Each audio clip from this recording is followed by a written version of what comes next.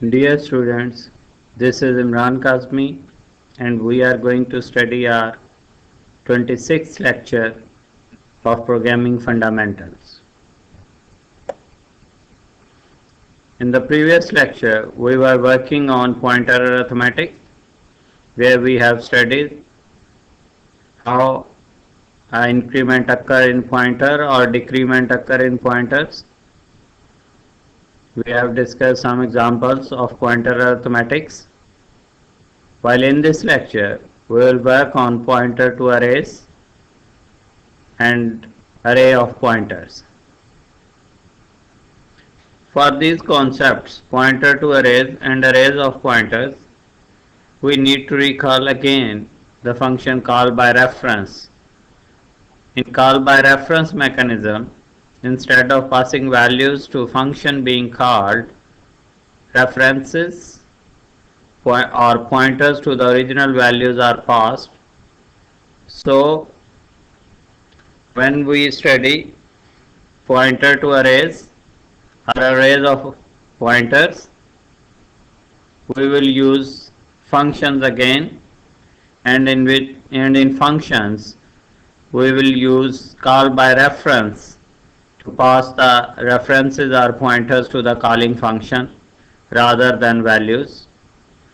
So please recall this concept and revise this concept as well to properly study the pointer to functions and pointer to arrays and as well as arrays to pointers or arrays of pointers.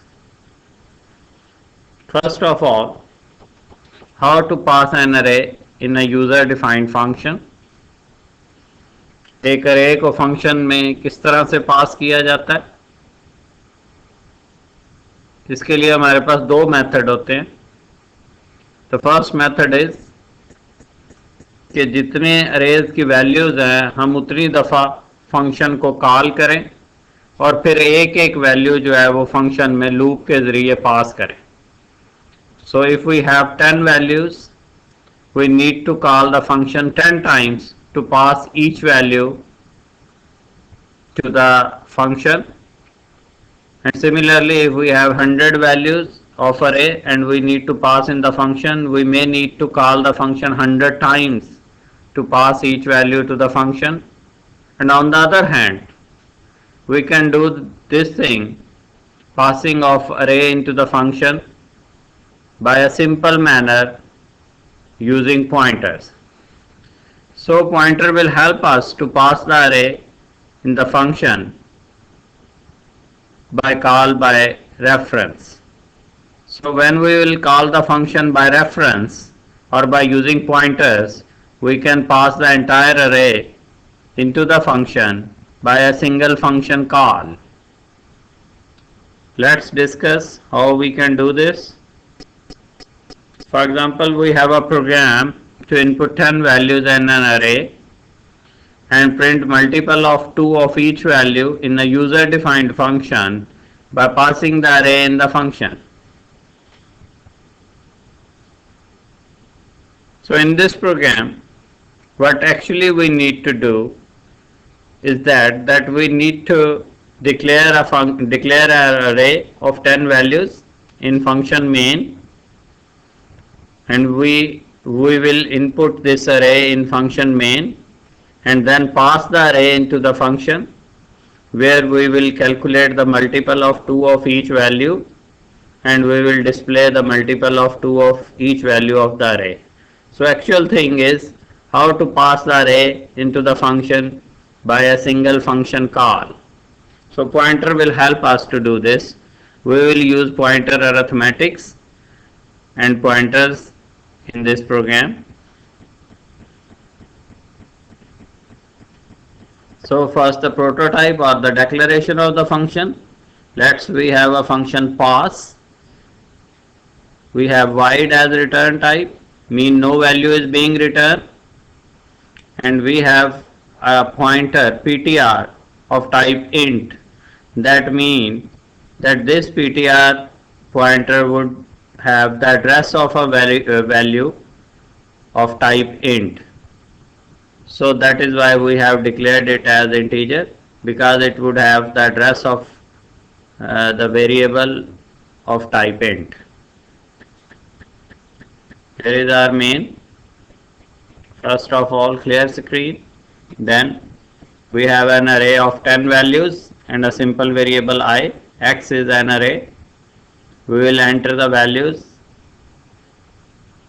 10 values. I is equal to 0, I lesser than equal to 9, I plus plus. So this loop would be used for inputting 10 values. The first value would be x of 0. The second value would be x of 1, x of 2, x of 3.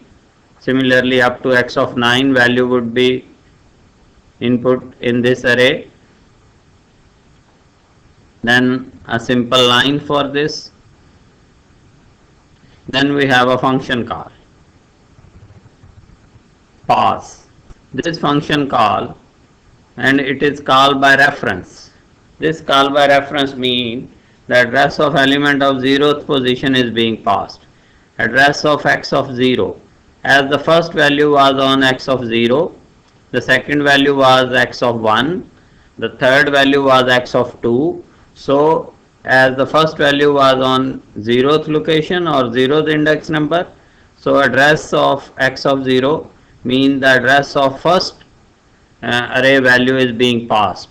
So rather than passing the value, we are passing the address. This ampersand sign shows that address is being passed, and address of what value or which value?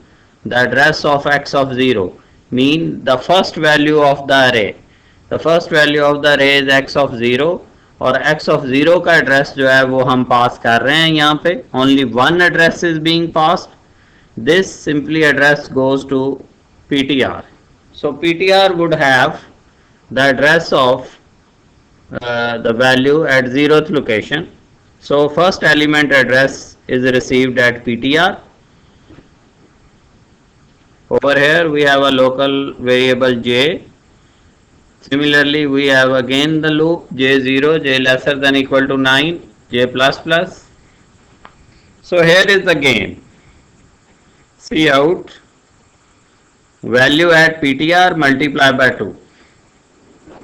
First time in PTR we have the address of the first value of the array.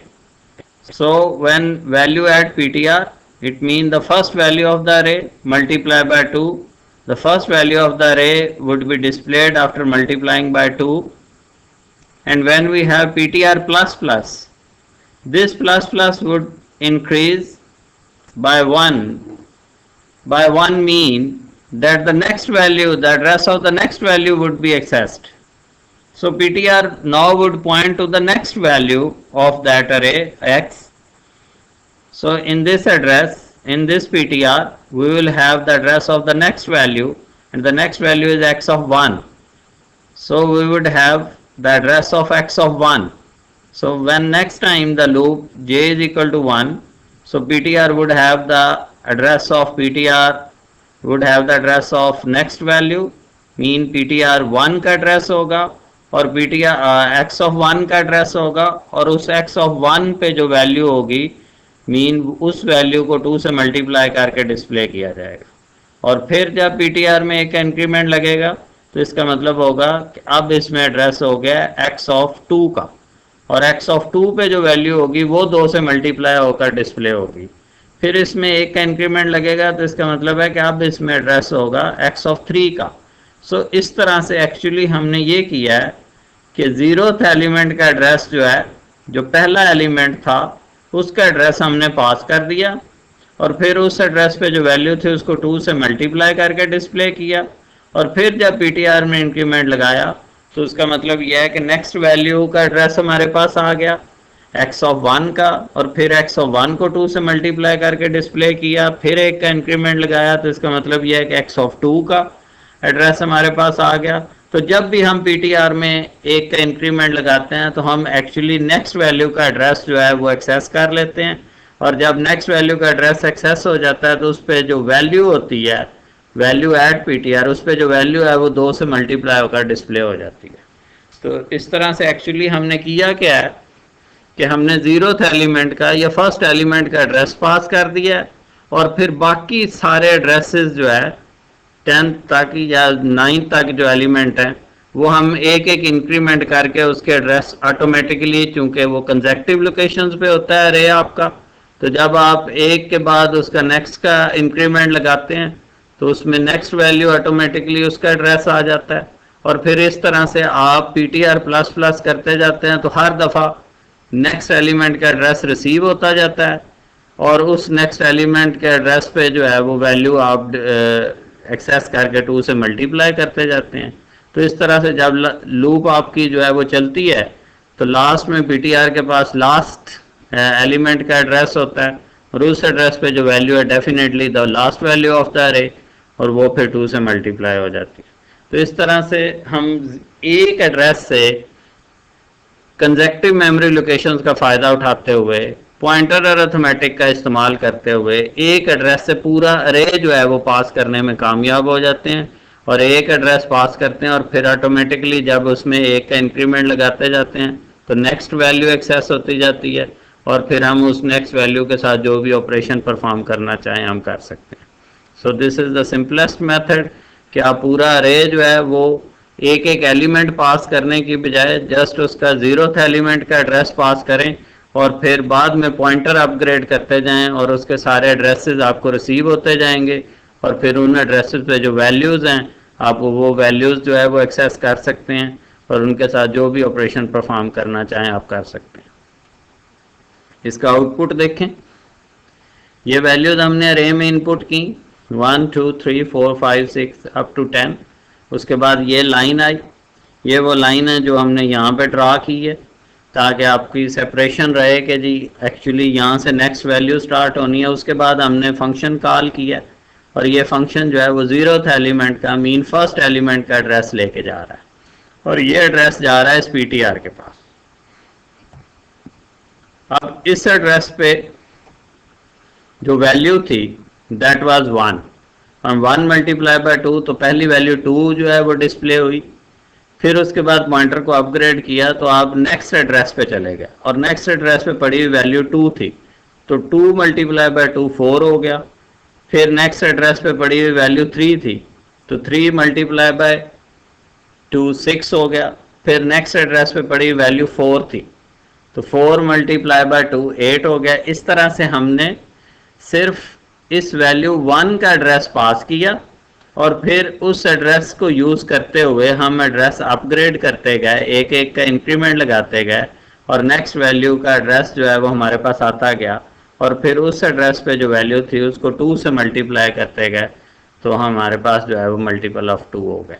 तो इस तरह से हमने पूरा अरे जो है वो फंक्शन में पास कर लिया बाय अ सिंगल कॉल कि हम जस्ट एक एड्रेस को पास करते हैं और बाकी सारे एड्रेसेस जो है वो ऑटोमेटिकली पॉइंटर अरिथमेटिक का इस्तेमाल करते हुए हम एक्सेस कर लेते हैं और जब पॉइंटर अपडेट होता जाता है तो नेक्स्ट वैल्यू एक्सेस होती जाती है और फिर नेक्स्ट वैल्यू को आप जिस तरह से भी उस पर कोई ऑपरेशन परफॉर्म करना चाहें आप कर सकते हैं।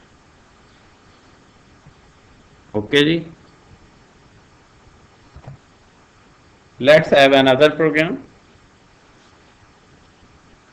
Right a program to input 10 value in an array in main function में आपने 10 वैल्यूज इनपुट करनी है।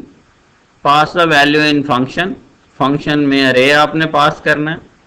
Add 2 with each value, her value के साथ जो है वो आपने 2 का एडिशन करना है and then print the value back in main. Yes, अब वैल्यूज आपने फंक्शन में डिस्प्ले नहीं करवानी बल्कि वैल्यूज जो है वो 2 के का जो एडिशन है या 2 का जो इंक्रीमेंट है उसके बाद वैल्यूज वापस मेन में ही जो है वो आपने डिस्प्ले करवानी।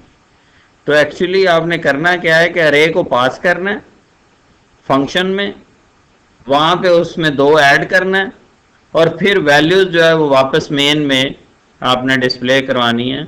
तो इन अदर वर्ड एक से ज़्यादा वैल्यूज या पूरा अरे पहले पास करना है आपने और फिर पूरा अरे इनडायरेक्टली आपने रिटर्न करना है मेन में और वहाँ पे वो डिस्प्ले करना। तो ये देखें जी हम कैसे करेंगे। ये सिंपल रिटर्न स्टेटमेंट से तो मुमकिन नहीं था but with the help of pointers जो है ये काफ़ी आसान हो गया काम हमारे लिए। उसी तरह से हमने एक पास फंक्शन लिया, वाइड शो कर रहा है कि कोई वैल्यू रिटर्न नहीं हो रही, तो चूंकि उन्हीं एड्रेसेस पे वैल्यू जो है वो कैलकुलेट हो जाती है, इसलिए आपको जो है वो वैल्यू रिटर्न नहीं करनी पड़ती, उन्हीं एड्रेसेस पे कैलकुलेशंस हो जाती है जो एड्रेसेस आपने पास किए होते हैं।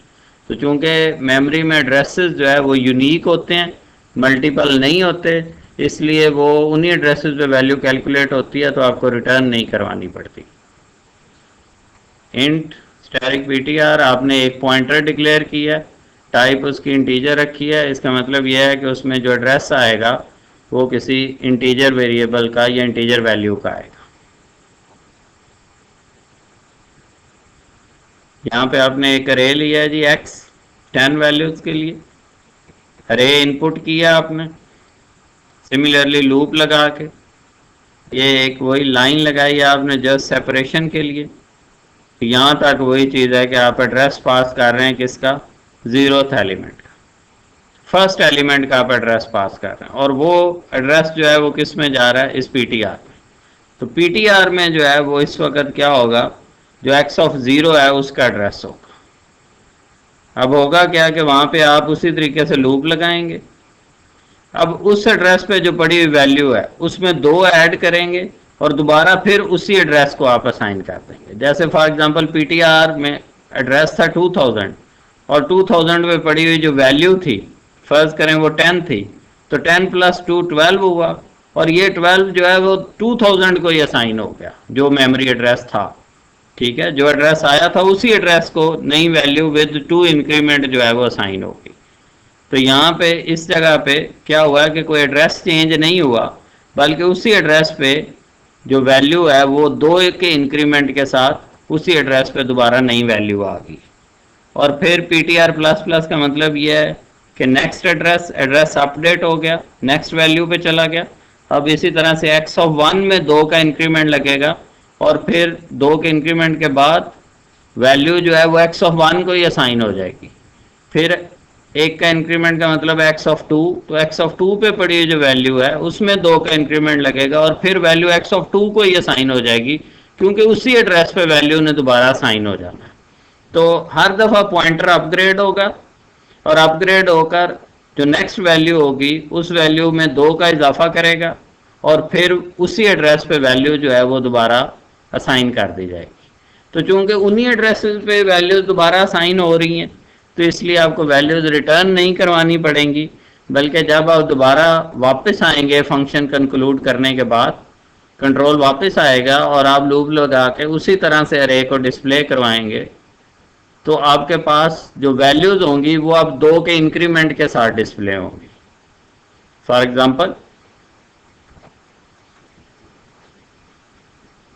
अगर आपने अरे में वैल्यूज दी हैं 2 4 6 8 10 12 14 16 18 और 20, तो फंक्शन में जब पास की तो फंक्शन में क्या हुआ कि हर वैल्यू में 2 का इंक्रीमेंट लगा, और 2 के इंक्रीमेंट लगने के बाद वैल्यू फंक्शन में डिस्प्ले नहीं करवाई गई, बल्कि वैल्यू का डिस्प्ले जो है वो दोबारा मेन में ही करवाया गया। तो चूंकि उन्हीं एड्रेसेस पे वैल्यू चेंज की गई हैं, इसलिए आपको वैल्यूज रिटर्न नहीं करवानी पड़ी, बल्कि जब आपने दोबारा मेन में उसी तरह से लूप लगा के वैल्यूज डिस्प्ले करवाई, तो वो दोबारा वही अरे डिस्प्ले हुआ ऑन द सेम एड्रेसेस, और जब डिस्प्ले हुआ तो अब उसने वैल्यूज जो है वो 2 के इंक्रीमेंट के साथ डिस्प्ले करवाई। तो ये आप देख सकते हैं कि मेन में ही इनपुट हुआ, फंक्शन में 2 का इंक्रीमेंट लगने के बाद जब वापस मेन में ही वैल्यूज डिस्प्ले हुई, वही अरे अब जो है वो आपके सामने 2 का इंक्रीमेंट लग रहा है हर वैल्यूज के साथ। तो माय डियर स्टूडेंट, ये पॉइंटर का बहुत बड़ा एडवांटेज है कि इसमें हम सिंपल एक फंक्शन कॉल से पूरा अरे जो है वो पास भी कर लेते हैं, और फिर उसके अगले एड्रेसेस जो है वो हम पॉइंटर अरिथमेटिक के ज़रिए एक्सेस कर लेते हैं, और फिर उन एड्रेसेस पे वैल्यूज़ आप कैलकुलेट कर सकते हैं। तो यहाँ पे हमने पूरा अरे पास भी किया है, और इनडायरेक्टली हमने एक तरह का उसे रिटर्न भी करवा लिया है। तो अब हमारे पास कोई ऐसी प्रॉब्लम नहीं रह गई कि एक फंक्शन एक से ज़्यादा वैल्यूज़ रिटर्न नहीं कर सकता। अगर कहीं पे ऐसी सूरत हाल आ जाए तो आप पॉइंटर्स का इस्तेमाल करें, पॉइंटर के इस्तेमाल से वैल्यूज़ पास भी करनी आसान हो जाएंगी, पूरा अरे आप पास कर सकते हैं, एक से ज़्यादा वैल्यूज़ रिटर्न भी करवा सकते हैं। इसमें कोई ऐसा प्रॉब्लम नहीं आएगा, क्योंकि एड्रेसेस सेम रहने हैं, इसलिए उन्हीं एड्रेसेस पे वैल्यू जब कैलकुलेट हो जाती है तो उसको रिटर्न नहीं करवाना पड़ता। ओके जी, thank you very much. Hopefully in the next class हम इसको फर्दर डिटेल से डिस्कस करेंगे। पॉइंटर बहुत आपका इम्पोर्टेंट टॉपिक है, आगे डाटा स्ट्रक्चर में ये बहुत हेल्पफुल होगा। इसको आप जो है वो ज़्यादा संजीदगी से समझने की कोशिश करें। अगर आपको ये क्लियर हो गया तो इसके बाद पॉइंटर टू स्ट्रक्चर या फिर आगे जब आप ऑब्जेक्ट ओरिएंटेड प्रोग्रामिंग में जाएंगे तो वहाँ पे ये आपके लिए बहुत यूज़फुल साबित होगा। और नेक्स्ट सेमेस्टर में आपका डाटा स्ट्रक्चर जो है उसकी इम्प्लीमेंटेशन में पॉइंटर्स जो है वो बहुत हेल्पफुल साबित होगा। तो इसको बड़ा डिटेल से समझें, बार बार लेक्चर पे सुने, कहीं पे भी कोई प्रॉब्लम आती है तो मेरे साथ डिस्कस करें। Thank you very much.